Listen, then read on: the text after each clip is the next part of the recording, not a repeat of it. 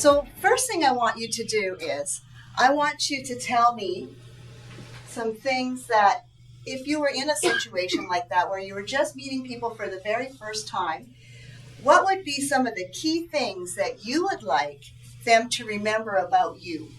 Just a sense of you. What would you like? Can you just tell me something? So what I'm going to help you with today is I'm going to help you to discover how you can project these things through your appearance and your nonverbal communication. Would that be valuable to you? Mm-hmm. Stay connected.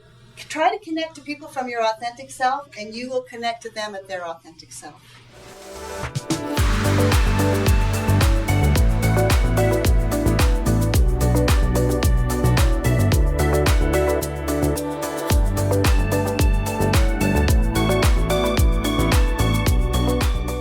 Hello, Arlana here.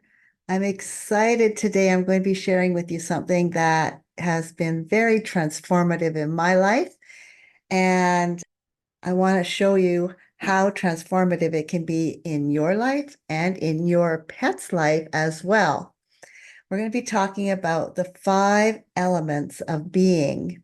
So there's so many ways that the elements are at play in our lives and can make a big difference in the way we interact with, express ourselves and the way we connect with others when we understand the elemental energies that are at work in ourselves and in the world around us.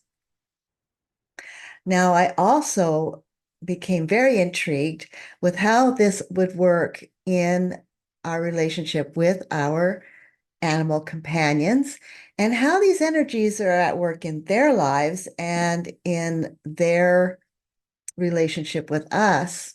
Whether you're thinking about getting a new pet, or you're trying to understand your pet, or why you conflict on certain things, if you want to reach out and I can help guide you on your journey of creating this loving, accepting relationship.